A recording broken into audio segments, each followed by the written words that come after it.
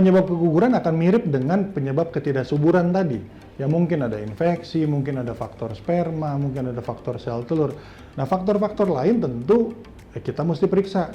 Sama periksa sperma. Suami biasa menolak tuh, dok, saya udah punya anak, buat apa lagi saya diperiksa spermanya ya. Kita dengan logika sederhana, Pak, Bapak punya anaknya udah 10 tahun yang lalu atau 4 tahun yang lalu. Sama itu seperti orang, Pak, Bapak gulanya normal nggak? Kolesterolnya normal nggak? Normal. Kapan periksanya? 4 tahun yang lalu.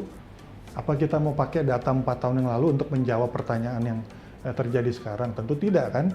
Untuk menjawab gulanya berapa, tentu kita periksa ulang gulanya hari ini juga kan gitu. Kolesterol juga begitu, sperma juga begitu. Kita harus periksa ulang. Nah balik mengenai keguguran, kalau keguguran kita mesti lihat faktor spermanya gimana. Terus kemudian faktor sel telur yang terkait usia bagaimana. USG ada nggak kelainan rahim, kelainan bentuk rahim, ya dengan berbagai macam variasinya. Terus kemudian kita cari ada infeksi nggak.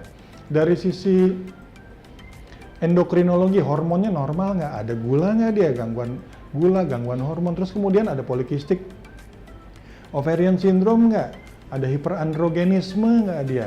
Dan kemudian yang sekarang yang paling populer yang orang sudah makin mengerti, masyarakat kita makin mengerti, ada penggumpalan darah nggak di situ, ya ada autoimun nggak di situ.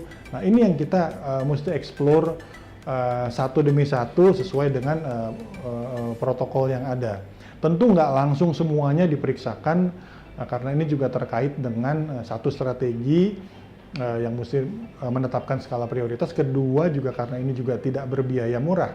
Jadi kita baiknya melakukan satu demi satu, gitu. Jangan langsung, oh kita periksa semua dengan biaya tinggi pada akhirnya jadi tidak efisien juga buat pasien. Tapi tentu kita mesti mencari satu demi satu penyebab yang saya bisa sebutkan tadi. Mungkin dulu pasiennya nggak gemuk, sekarang gemuk banget.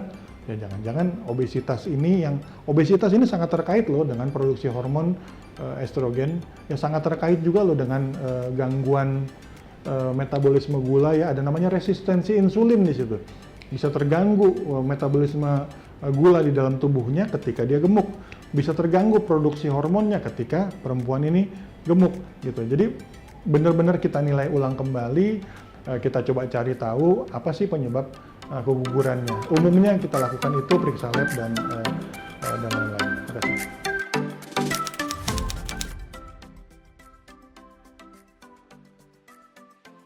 Umumnya setelah seorang wanita mengalami keguguran spontan dan pada pemeriksaan berikutnya dengan USG kita lihat sudah bersih, nggak ada jaringan tertinggal atau sisa di dalam, dan seorang wanita itu sudah mengalami menstruasi kembali, di situ kita sudah cukup yakin bahwa secara kesehatan dia sudah siap untuk hamil kembali. Nah tapi kita perlu juga memperhatikan kondisi psikologis dari wanita tersebut. Apakah secara mentally dia sudah siap untuk hamil lagi? Jadi jangan terlalu di-push, jangan terlalu dipaksa. Kita akan diskusikan dengan biasanya kalau di ruang praktek itu kita akan justru tanya balik. Ibu udah siap nggak untuk hamil lagi? Atau mau liburan dulu? Gitu, mau istirahat dulu? Nah, setelah siap nanti toh, ya ibu umurnya sekarang baru 32 tahun, masih cukup waktu. Kalau mau ditunda 1-2 bulan nggak akan ada perbedaannya gitu Bu.